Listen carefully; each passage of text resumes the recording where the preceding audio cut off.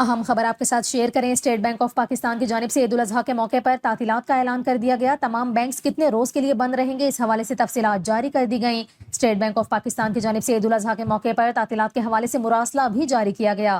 مرکزی بینک کی جانب سے جاری مراسلے کے مطابق بینک دولت پاکستان عید الاضحیٰ کے موقع پر 6 جون تا 9 جون عام تعطیلات کے سبب بند رہے گا۔